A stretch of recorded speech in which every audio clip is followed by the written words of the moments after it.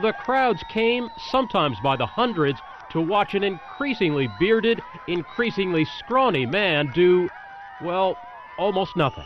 He's crazy. I think he's amazing.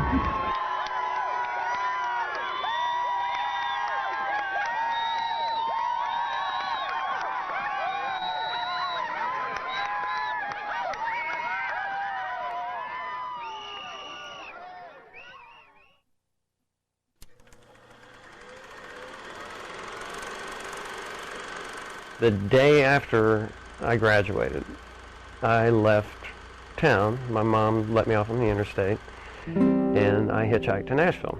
I had a knapsack with the clock radio that I got for graduation, and my pillow, and $100. That, you know, with which my dad goes, "Are you just absolutely insane? You know, $100? How do you expect to live?" And I said, "I've got $100. I mean, I don't need money anyway." And I think I actually believe that. But I did have a friend that lived here that was going to Vanderbilt, and I stayed with him for a few months. So that was kind of that's how I got to Nashville.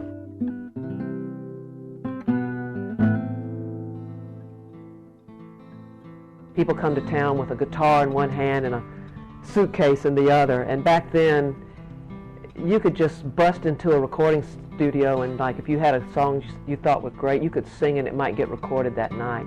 Right now they would call security. There was no security back then. You know, I always say it's the early 70s in Nashville when the 60s hit the South, but it was a wild, swashbuckling time. There was a lot of really talented people, but it was so magical. And it was wild and woolly, and it wasn't all business like it is now. I came to Nashville to be close to the music scene like everybody else, and only in my situation, you had to go to college, so I chose Vanderbilt. And much to the chagrin of my family, they came up here the day I graduated, and I announced that I had found gainful employment at the Red Dog Saloon, and my claim to fame was that I could hold 5 beer mugs in one hand, and I can also palm a basketball, in case anybody's interested.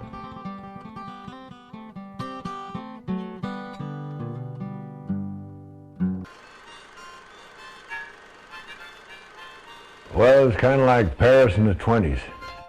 There were so many creative things going on at the time. It seemed to be kind of blossoming. I like to call it the underground because it sounds better than just losers who haven't been recorded yet.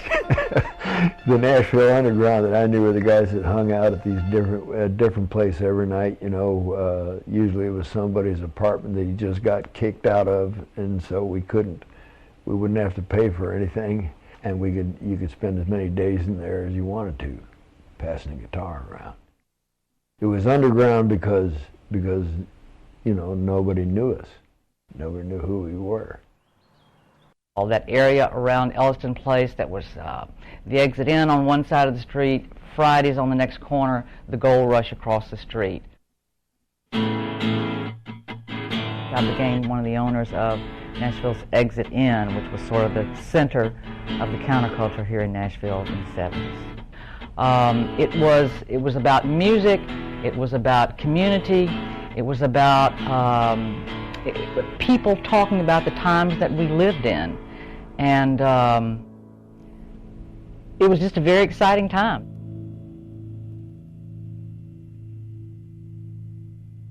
It was a strange time. I think that definitely we had to be around each other a lot to keep from wanting to leave here, you know.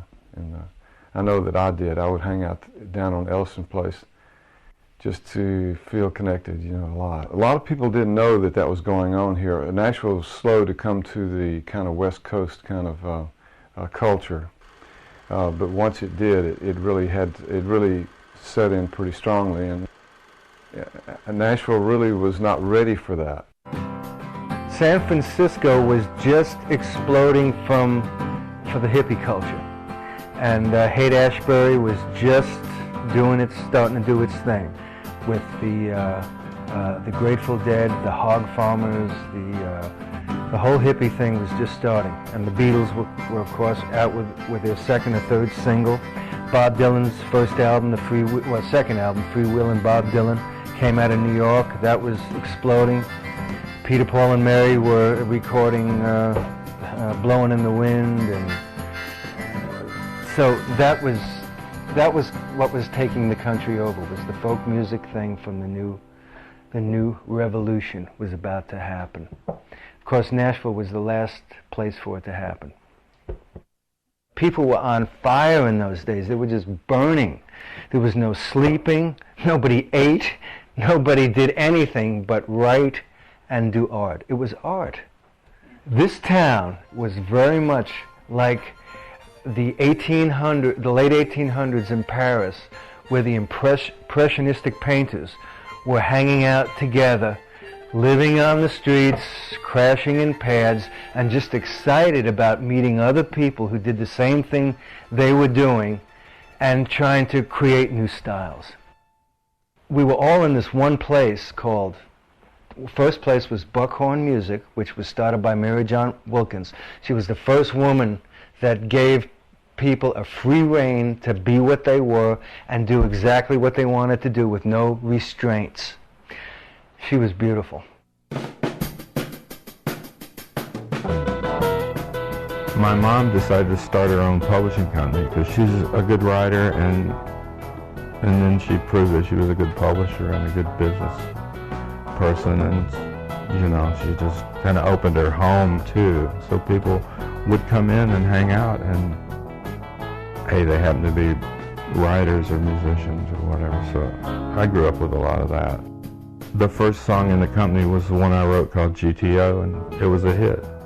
I love the Beach Boys, and I read an article in Car and Driver about a new car called the GTO, and I wrote a song about it, and it was pretty much as simple as that. It was sort of effortless, you know. Yeah. I didn't pay any dues.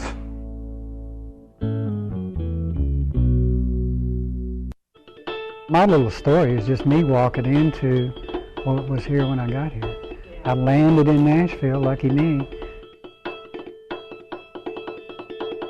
Started playing professionally when I was about 15, playing nightclubs and doing that kind of stuff. Playing nightclubs and going to high school was interesting.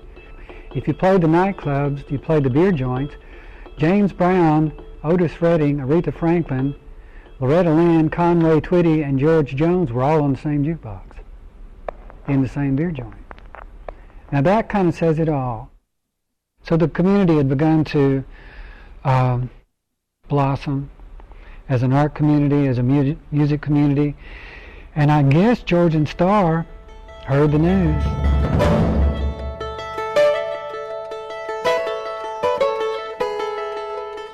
When they arrived, they were bigger than everybody. The first day they got here.